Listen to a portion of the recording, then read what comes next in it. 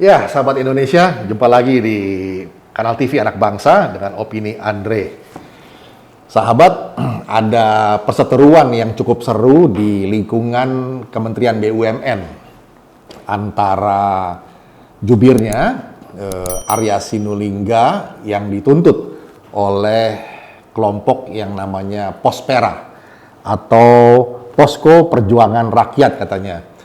Nah, ini diketuai oleh Mustar Bonaventura Manurung yang katanya sudah mengajukan tuntutan atau aduan polisi di 27 Kapolda, di 27 Polda katanya. Nah, ini menjadi ramai dan nampaknya sangat-sangat tidak produktif untuk program transformasi BUMN. Nah, kita bincang sejenak mengenai kenapa sampai bisa terjadi keributan di situ, kemudian juga bagaimana seharusnya kita menyikapi. Nah, kabarnya perseteruan antara Pospera dengan Arya Sinulinga ini diawali dari perbincangan di WA Group. Jadi dalam salah satu perbincangan di WA Group yang namanya Membangun Negeri, jadi kan banyak WA Group sekarang beredar. Nah, salah satunya Arya Sinulinga menulis kata-kata yang menyinggung dari Pospera lantaran mungkin mengeluh Arya Sinulinga bahwa komisaris-komisaris yang ditugaskan di BUMN dari Pospera, katanya ada beberapa, itu perusahaannya 5 tahun terakhir rugi terus. Kira-kira begitulah kata-katanya. Nah, ini akibatnya Ketua Pospera Bonaventura ini tersinggung dan menganggap statement atau pernyataan dalam WA Group itu dari Arya Sinulinga ini menghina dan mencemarkan nama baik. Maka Bonaventura melaporkan Arya Sinulinga ke Polda. Ada 27 Polda katanya semuanya. Dan akhirnya melebar, kalau tidak ditindaklanjuti, dianggap bahwa pernyataan dari Arya Sinulinga, jubir dan staf khusus Kementerian BUMN ini dianggap sebagai sikap dari Kementerian BUMN. Nah, ini masalah jadi beredar, jadi meluas kemana-mana, dan sebetulnya sih eksesnya menjadi sangat negatif dan tidak perlu sebetulnya terjadi. Jadi kalau sahabat Indonesia bisa menilai atau menimbang-nimbang ya, kalau ada semacam keluhan dari staf khusus Kementerian BUMN dalam hari ini Pak Arya Sinulinga mengenai beberapa perusahaan di Kementerian BUMN yang merugi, di mana komisarisnya itu berasal dari organisasi atau ormas Pospera ini, dikatakan merugi. Nah, seyogianya mentalitas atau sikap dari individu atau person yang ada di Kementerian BUMN ini harus lebih profesional. Kalau dikatakan merugi, ya dianalisa saja apa yang menyebabkan kerugian itu. Jadi bedah dari laporan keuangan dan laporan operasionalnya.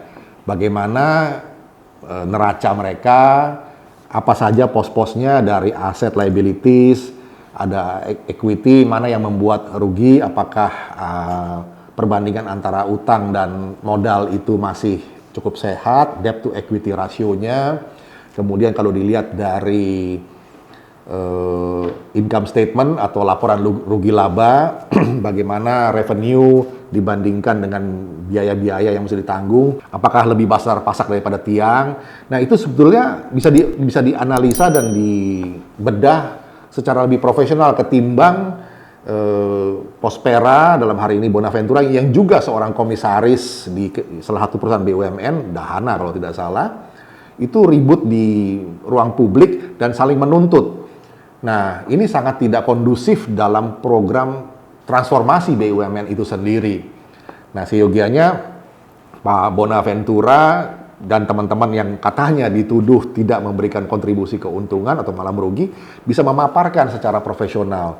Dan Pak Arya Sinulinga juga sebagai staf khusus dan juru bicara dari Kementerian BUMN juga tidak perlu seujuk-ujuk begitu ya, mengatakan bahwa kerugian ini akibat komisarisnya dari Pospera. Nah, perilaku atau behavior seperti begini rasanya kurang profesional dan kurang tepat untuk insan-insan bisnis yang betul-betul punya kompetensi untuk melakukan operasi bisnis atau mereview satu operasi bisnis.